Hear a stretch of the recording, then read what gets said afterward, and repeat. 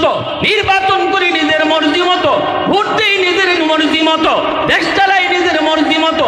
আল্লাহ কয় না, নিজের মর্জি মতো চলার জন্য আমার রসুল পাঠাই নাই, রসুল পাঠাইছি রসুলের মর্জি মতো চলার জন্য। সাহাবায়ে কেরাম রাদিয়াল্লাহু তাআলা আনহুম নবীজির এইরকম অনুসরণ অনুকরণ কইরা তারা লসে ছিলেন না লাভে ছিলেন?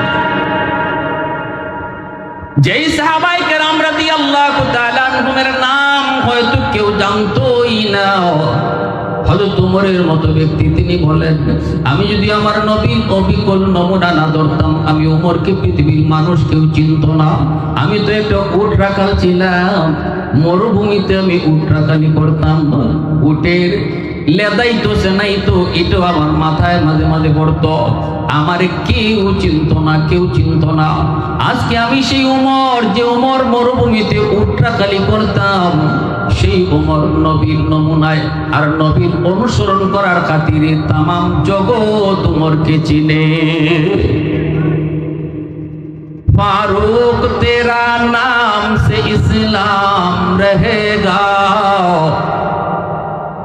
फारूक तेरा नाम से इस्लाम रहेगा, दुनिया की अदालत में तेरा नाम रहेगा, दुनिया की अदालत में तेरा नाम रहेगा, सिद्दीक तेरा नाम से इस्लाम रहेगा, दुनिया की सदाकत में तेरा नाम रहेगा, उस्मान तेरा नाम से इस्लाम रहेगा, दुनिया की सखावत में तेरा नाम रहेगा, हैदर तेरा नाम से इस्लाम रहेगा, दुनिया की शजाअत में तेरा नाम रहेगा, मुआविया तेरा नाम से इस्लाम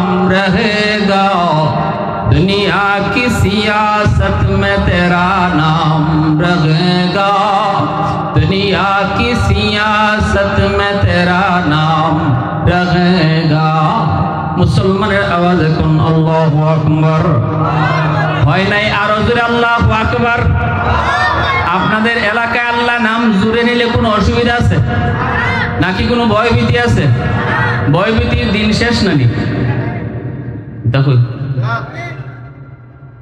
নাকি কোন সিপাই সাবাই রয়েছে? আল্লাহ নাম, রসুলের নাম, ইসলামের কথা, কোরআনের কথা, হাদিসের কথা, কোরআন মাহফিলের আলোচনা এখন করতে কোনো ডর আছে? বোঝা গেল সত্যের জয় সবসময় হয়, মিথ্যার সর্বদা পরাজয় হয়, ঠিক কিনা? আজ নয় কাল, এখন নয় তখন। আল্লাহ একটু সময় দেয়, সুযোগ দেয়, সময় মতো আল্লাহ ঠিকই ধরে। আল্লাহ যখন ধরে তখন খাইবার টাইম দেয় না, ঠিক না? আল্লাহ যখন ধরে তখন বুরকা পরার টাইমও দেয় না। এজন্য আল্লাহর ধরা আসেনি না নাই? আওয়াজ হইছে না? আরো জোরে আসেনি না নাই? ইন্না বাতশা রাব্বিকা লাশাদীদ। আল্লাহ পাকের ধরা আসেনি না নাই? আল্লাহর ধরা সহজ না কঠিন? আল্লাহর ধরা পুরো কঠিন। হযরত বেলাল হাবশী রাদিয়াল্লাহু তাআলা আনহু নাম শুনছেন না? বেলাল হাবশী রাদিয়াল্লাহু তাআলা আনহু তিনি তো একজন গোলাম বংশের, কালো চেহারা, সুরতের কোনো ডকডাক নাই, বংশের কোনো ইজ্জত নাই, সম্মান নাই, একজন গোলাম, উমাইয়ার গোলাম। কিন্তু আমার রসুলকে পাইয়া আল্লাহ যে উদ্দেশ্য রসুল পাঠাইছেন এটা নিজের মধ্যে 100 নেওয়ার কারণে, নবীকে মানার মতো মানার কারণে, রসুলকে মহব্বত করার মতো করার কারণে। একজন মানুষ রসুলকে মহব্বত করে কিন্তু রসুলের নমুনায় চলে না, এটা মহব্বত না, এটা ধোঁকাবাজি, মিথ্যাবাদী। মহব্বত তখনই হবে যখন রসুলকে মহব্বত করি বলার লগে লগে নবীর অবিকল নমুনা নিজের ভিতরে আনবে, ঠিক কিনা? একজনে কয়, হুজুর আমি বাংলাদেশকে খুব ভালোবাসি কিন্তু ইন্ডিয়ান আর্মির পোশাক পরে ঘুরি। ইন্ডিয়ান পতাকা লয়া ঘুরে, আর মুখে কয় আমি বাংলাদেশকে খুব ভালোবাসি। এরে কি আপনারা বাংলাদেশের প্রেমিক কইবেন? সোজা বাংলা কথা না এটা। তুই যদি নিজেরে বাঙালি প্রেমিক, বাংলা প্রেমিক দাবি করো, তাহলে তোমার পোশাক কেন ভিন্ন দেশের, তোমার পতাকা কেন ভিন্ন দেশের? আমি যদি বলি আমি নবীর আশিক, তাহলে আমার নবীর যে নমুনা, এই নমুনা আমার ভিতরে থাকবে। বেলাল হাবশী রাদিয়াল্লাহু তাআলা আনহু একজন গোলাম, উমাইয়ার গোলাম, বকরি রাখালি করেন। একটু মনোযোগ দিয়ে কথাগুলি শুনবেন। আজকে ছোট ছোট যুবকগুলি, ছোট ছোট বাচ্চারা এত সুন্দর একটা আয়োজন করেছে। আমার নবী, দয়ার নবী, তিনি যুবকদেরকে নিয়ে সর্বপ্রথম একটা সংগঠন তৈরি করেছিলেন। মক্কার যুব সমাজ নবীকে সবার আগে সাহায্য করেছে। যুব সমাজ সর্বদা তারা হকের পক্ষে থাকে, সত্যের পক্ষে থাকে, নবীকে সহযোগিতা করেছে। মক্কার যুবকরা নবীকে সবার আগে সহযোগিতা করেছে।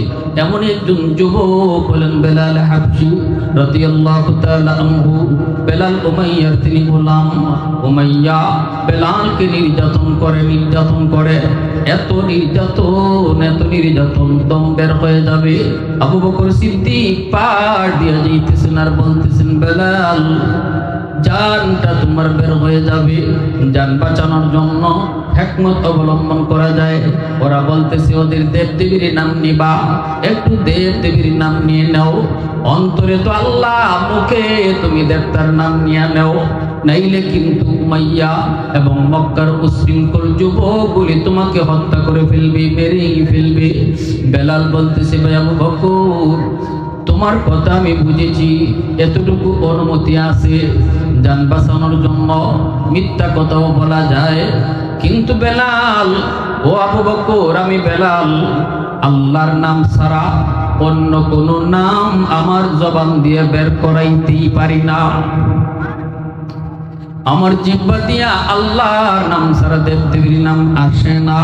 মানুষের জিহ্বা যখন রক্ত হয়ে যায়, আল্লাহ নামের উপরে যখন রক্ত হয়ে যায়, তখন ঘুমের গরু তার জিহ্বা আল্লাহ আল্লাহ করে, ঘুমের গরু তার জিহ্বা আল্লাহ আল্লাহ করে। হাফিজ হুজুর রহমতুল্লাহ আলাইহির নাম আপনারা অনেকেই শুনেছেন। হুজুরের জিহ্বা সর্বদা নড়ত, সর্বদা আল্লাহ আল্লাহ জিকির করত। বাথরুমের ভিতরে ঢুকলেন, বাথরুম থেকে তিনি বের হলেন। খাদেম কই, হুজুর আপনার মুখ দিয়ে তো রক্ত বের হইতেছে, আপনি মনে হয় বাথরুমের ভিতরে পড়ে গেছেন। হুজুর কই, না বাবা, আমি বাথরুমে পড়ি নাই। কই, তাহলে মুখ দিয়ে রক্ত কেন বের হইতেছে? হাফিজ হুজুর কিছু বলেন না, খাদেম নে কিছু করেন না। খাদেম কই, হুজুর পড়েন নাই, আঘাত পান নাই, কিন্তু রক্ত কেমন করে? এই তাজা রক্ত মুখ দিয়ে কেন বের হয়? হাফিজ হুজুর বলেন, বাবা তোর কাছে বলবো, কিন্তু আদা কর, কারো কাছে বলবি না। কারণ খাঁটি আল্লাহওয়ালারা কখনো তাদের কারামতের কথা মানুষকে জানায় না। আওয়াজ দিয়া কন্যা ঠিক কিনা? আর ভেজাল যত আছে খালি অ্যাডভার্টাইজ দিব।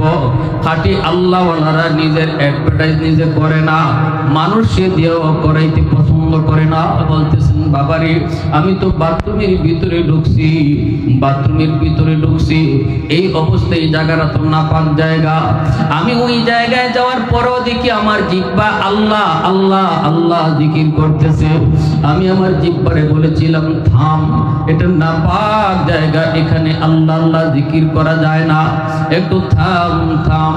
কিন্তু আমার জিহ্বা আমার কথা মানে না, আমার কথা শুনে না। যার কারণে আমি জিহ্বারে দাঁত দিয়ে কামড় দিয়ে ধরছি, এমন ভাবে কামড় দিছি, কামড় দেওয়ার কারণে জিহ্বা কাইটা রক্ত বাইরিতেছে।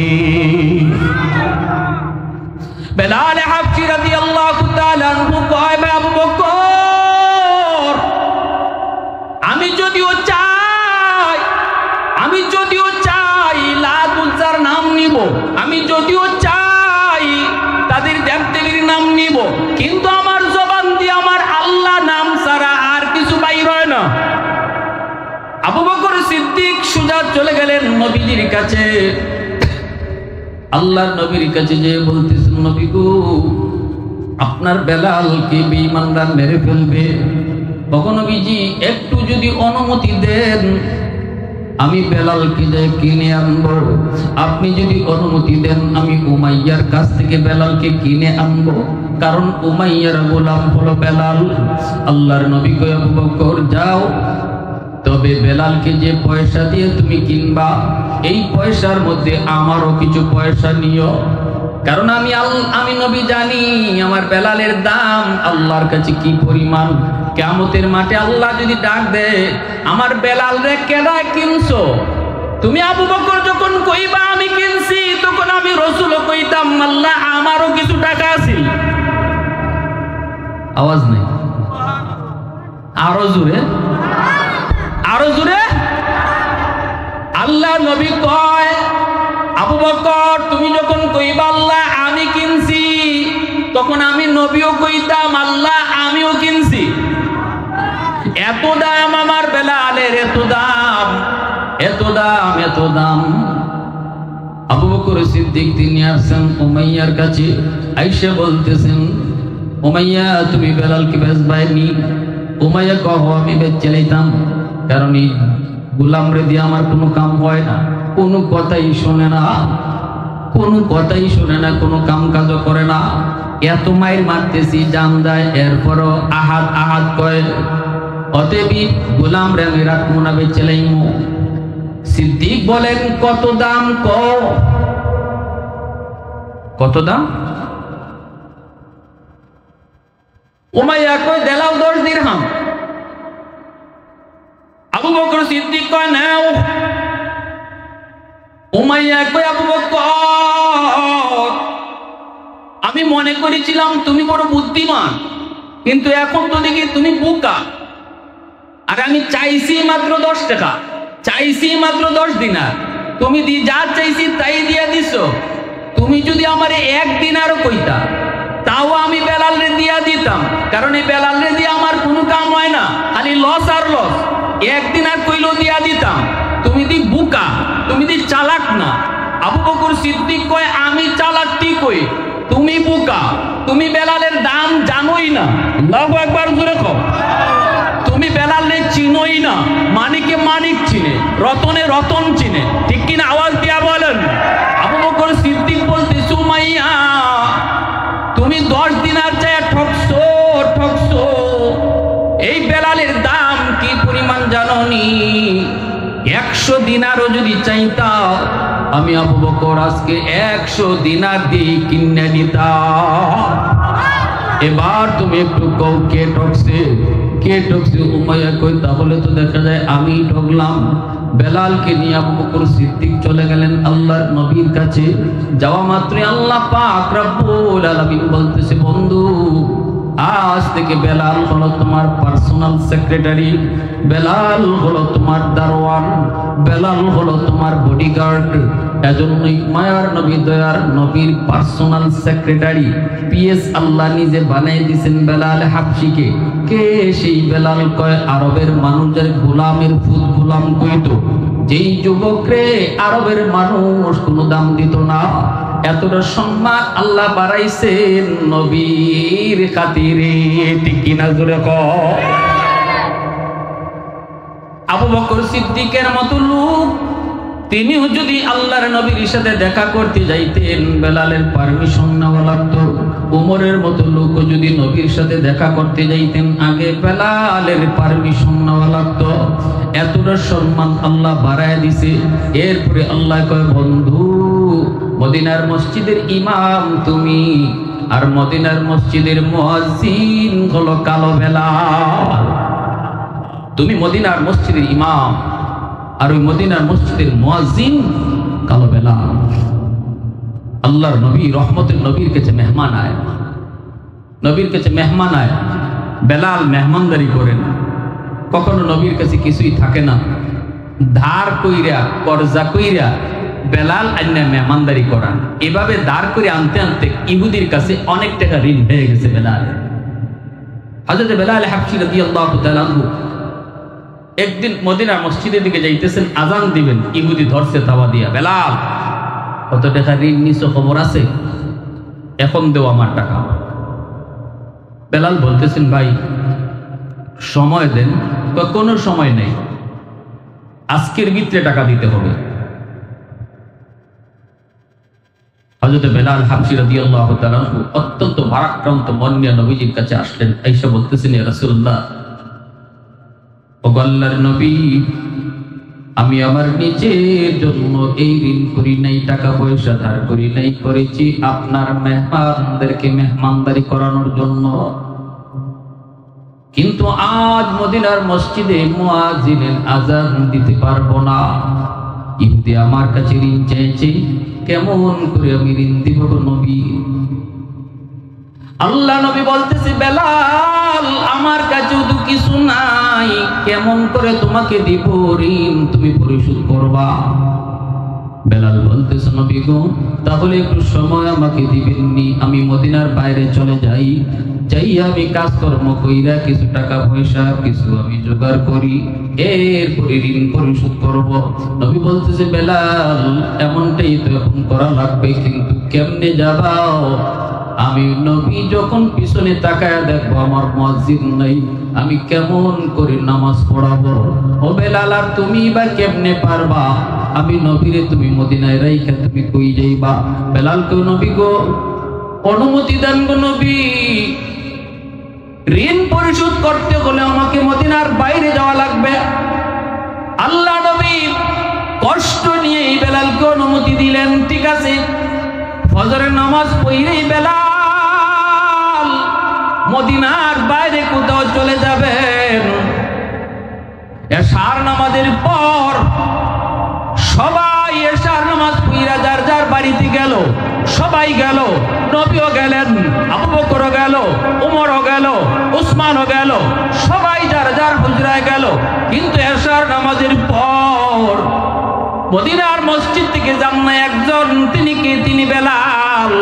আল্লাহর কাছে কান্দে, মালিক মদিনার বাইরে যাব, ঋণ পরিশোধ করার জন্য আমি কাজ করব, কর্ম কইরা টাকা জোগাবো, সব ঠিক আছে, তোমার বন্ধু আমাকে অনুমতি দিয়েছেন, কিন্তু একটু কও তোমার হাবিবরে মদিনায় রাইখা আমি বেলাল কেমন করে অন্য জায়গায় থাকবো? চোখের পানি জড়ায় জড়ায় বেলাল কান্দে, বেলাল কান্দে, বেলাল কান্দে। এইদিকে আল্লাহ নবী রহমতের নবী ফজরের আগে আগে আল্লাহ পাক রব্বুল আলামিন ফেরেশতার মাধ্যমে, জিবরাইল আমিনের মাধ্যমে 40টা উট বোঝাই করা মাল নবীজির দরজার সামনে পাঠায় দিলেন। জিবরাইল আমিন এসে বলতেছে, নবী গো 40টা উট বোঝাই করা মাল আল্লাহ পাঠাইছে বেলালের ঋণ পরিশোধ করার লাগে। আওয়াজ দিয়ে সুবহানাল্লাহ, আর একটু জোরে সুবহানাল্লাহ। ওগো নবীজি, ঋণ পরিশোধ করার পর যে কয়টা থাকবে, যা কিছু থাকবে, ওইগুলা মদিনার মানুষের মধ্যে বন্টন করে দিবেন। আল্লাহ নবী রহমতের নবী সংবাদ জিবরাইল মারফতে পাওয়ার পর সাহাবীদেরকে পাঠিয়ে দিলেন, সাহাবীরা তাড়াতাড়ি আমার বেলালকে যায় তোমরা তালাশ করে বের করো। বেলাল সারা রাত কোথাও মনে হয় যায় নাই, কোথাও না কোথাও বসে বসে কাঁদতেছে, কাপড় গুছাইতেছে আর কাঁদতেছে। যাও যায় কও বেলালের কোথাও যাওয়া লাগবে না, বেলালের ঋণ পরিশোধ করতেছেন আল্লাহ নিজে। রমজান মাস, মায়ার নবী, দয়ার নবী সেহরি খাইতে বসলেন। মদিনার মসজিদে আজান, সেহরি খাওয়ার একটা আজান দেওয়া হয়, ফজরের আর একটা আজান দেওয়া হয়। সেহরির আজান দেওয়া হলো, এর অর্থ হলো সেহরি খাও। সেহরি খাওয়া শুরু হলো, এইবার ফজরে আজান দিয়া দিবেন, তার মানে হলো সেহরির টাইম শেষ। বেলাল মনে মনে ভাবতেছেন সেহরির টাইম শেষ, আজান তো দিয়ে দিব, এখন একটু যায় দেখি আমার নবী সেহরি খায়া শেষ করলেননি। বেলাল নবীজির হুজরার কাছে এসে দেখেন আল্লাহর নবী এখনো খানা খাইতেছেন। নবীজির সাথে আরেকজন অপরিচিত মানুষ নবীর পাশে বসা। নবীজি সেহরি খান, অথচ সেহরি টাইম শেষ। বেলাল আইসা দরজার সামন থেকে ডাক দিয়ে বলতেছেন, নবী গো ও আল্লাহর নবী সেহরির টাইম শেষ, দয়া করে আর খানা খাইবেন না। আল্লাহর নবী তখন মুচকি হাসি দিয়া বলতেছেন, ঠিক আছে বেলাল যাও। দেখতেছি বেলাল চলে আসলেন। মনে মনে ভাবলেন হয়তো নবীজি খানা বন্ধ করে দিছেন, একটু পরে বেলাল আজান দিয়া দিবেন। আবারও মনে মনে ভাবলেন যে একটু দেখি নবীজি খানা খাওয়া শেষ হয়েছিনি। আইসা দেখেন নবীজি এখনো খানা খাইতেছেন, এখনো। বেলাল আবারও ডাক দিয়া কয়, ইয়া রাসূলুল্লাহ, সেহরির টাইম শেষ, খানা খায়েন না গো নবী। আল্লাহ নবী তখনও মুস্কি হাসি দিয়া কয়, ঠিক আছে বেলাল যাও। বেলাল তখনও চলে আসলেন। আয়েশা তিনি আজান দিয়া দিবেন, এরপরে আবার মনে মনে ভাবতেছেন যে দেখি আমার মায়ার নবী খানা খাওয়া শেষ করলেননি। ফজরে আজান তো দিয়ে দিমু, নবীজি খানা খাওয়া শেষ করলেননি। যায় দেখি 3 বারের সময় আয়েশা দেখেন এখনো নবীজি খানা খাইতেছে। এবার হযরত বেলাল দরজার সামন থেকে আওয়াজ দিয়া কয়, ইয়া রাসূলুল্লাহ, খোদার কসম, খোদার কসম, সেহরির টাইম শেষ গো নবী, আর খানা খায়েন না। আগে 2 বার কইছেন সেহরির টাইম শেষ, খানা খায়েন না।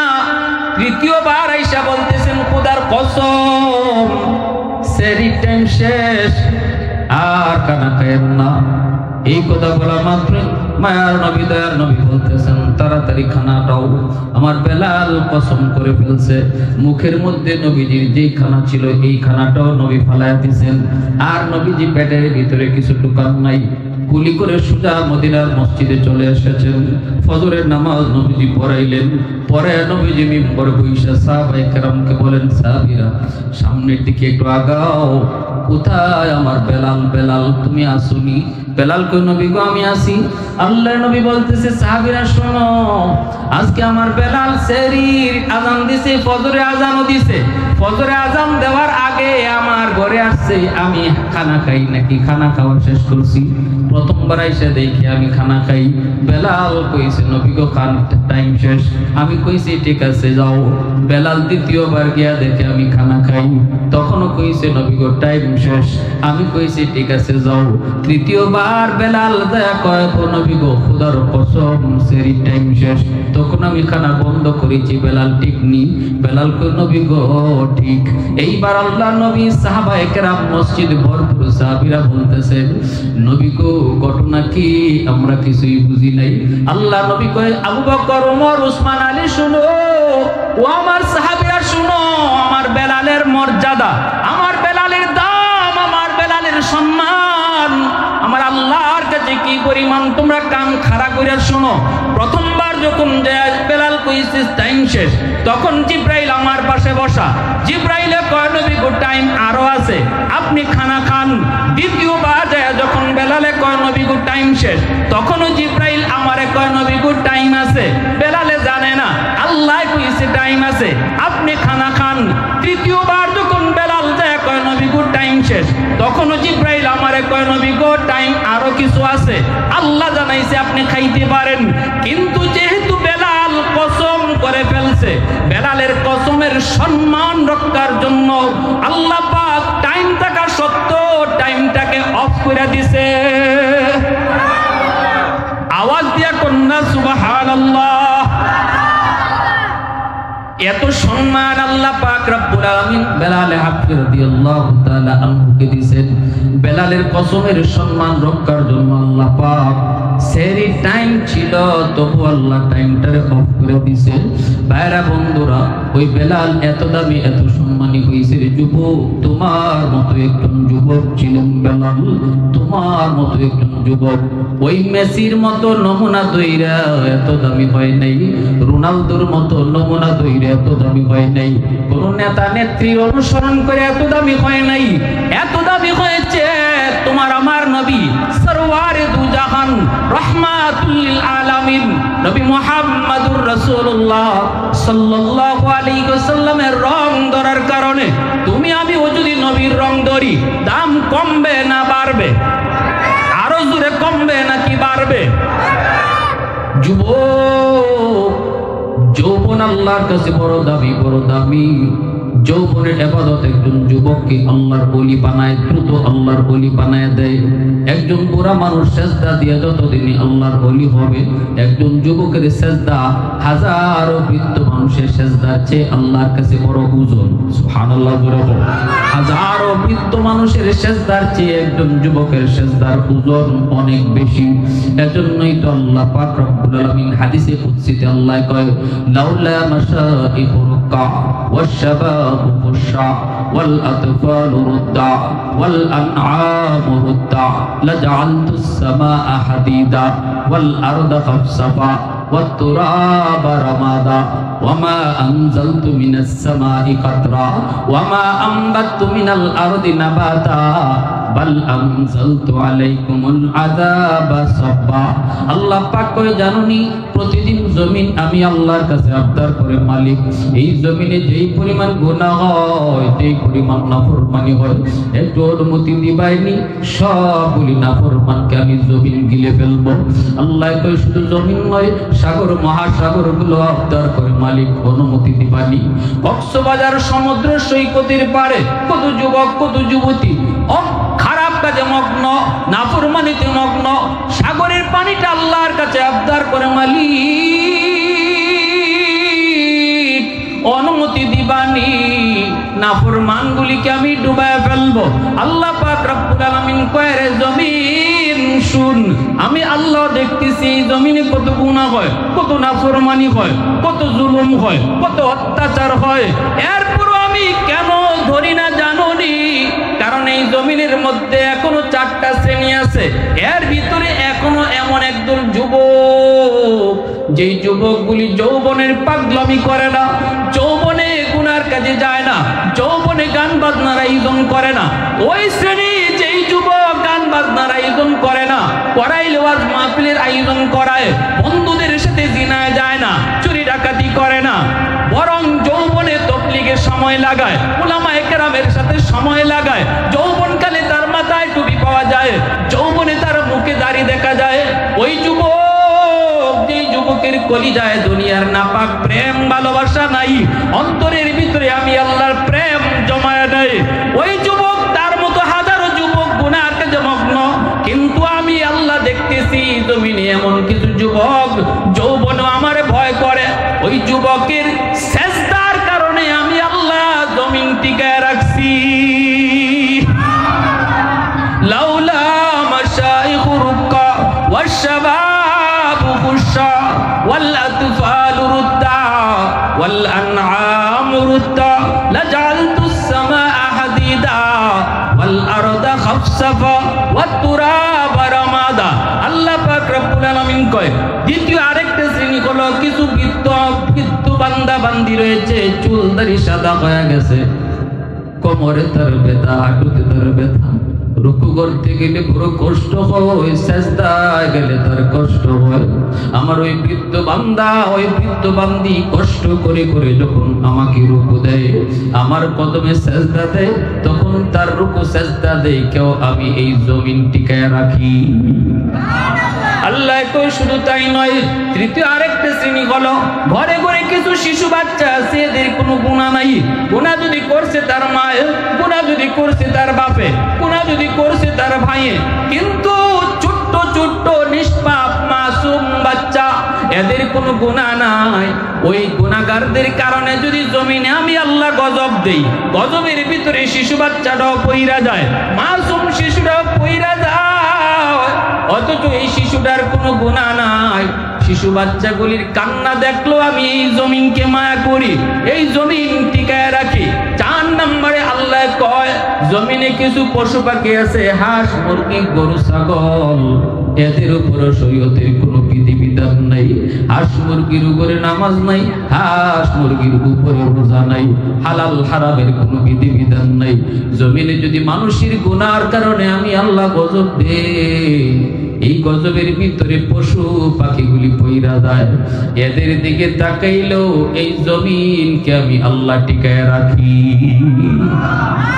ইন্না রাহমাতি সাবাকাত আলা গযবি। এজন্য আল্লাহ কয় মানুষের গুনার কারণে গজব ধেয়ে আসে, কিন্তু আমি আমার রহমতরে ছাইরা দেই, রহমত গজবের আগে চলে যায়। মানুষ আর গজবের মাঝখানে এসে রহমত দাঁড়ায় যায়। বাবারে বাবায় যখন ছেলেরে মারতে যায়, মা মাঝখানে দাঁড়ায় কয় আমারে মারো। ঠিক তেমনি আল্লাহ কয় গুনাহগার বান্দা বান্দির দিকে আমার গজব ধেয়ে আসে কিন্তু আমার রহমতকে আমি আল্লাহ যখন ছাইরা দেই, গজব আর বান্দা বান্দির মাঝখানে রহমত হাত উঠায় দাঁড়ায় যায়। তাহলে বলো যুবক, নমুনা কার ধরবা, নেতা নেত্রী নাকি বিশ্ব নবী? আওয়াজ দিয়া কও, কোন খেলোয়াড়ের নাকি আমার নবীর? কোন নায়ক নায়িকার নাকি নবীর? নবীর রং ধরো। আমার নবীর রং হলো 5 ওয়াক্ত নামাজ পড়া। আমার নবীর রং হলো মাথায় টুপি পরা, মুখে দাড়ি রাখা। আমার নবীর রং হলো বাপ মার সাথে ভালো আচরণ করা, শ্রদ্ধা করা, মুরব্বীদেরকে সম্মান করা। আমার নবীর রং হলো উলামায়ে কেরামকে তাজিম করা। আমার নবীর রং হলো না যৌবনকালে গুনাহ, যে সমস্ত যুবকগুলা খারাপ কাজে মগ্ন, এদের সাথে সঙ্গ না দিয়া দাওয়াত ও তাবলীগের সাথে সঙ্গ দেওয়া। ভালো লোকের সাথে থাকলে ভালো হওয়া যায়, আর খারাপের সাথে গেলে। আমাদের সমাজে এমন অনেক ভালো বাপ মার ছেলেও নষ্ট হইতেছে, ঠিক না? ভালো বাপ মার ছেলে নষ্ট হইতেছে সঙ্গ গুণে। কি গুণে? জোরে বলেন। সঙ্গ গুণে ভালো বাপ মার ছেলেও নষ্ট হইতেছে, বাপ মার মুখে চুনকালি মাখাইতেছে। এজন্য যুবক, আজকে যুবকরা আয়োজন করছে, তোমার মতো যুবক, যে যুবক যৌবনে আল্লাহরে ভয় করে চলে, আল্লাহর কদমে সেজদা দেয়। আল্লাহ কয় তোমার সেজদার এত ভার, এত ওজন, ওই সেজদার খাতিরে আল্লাহ এই জমিন টিকে রাখে।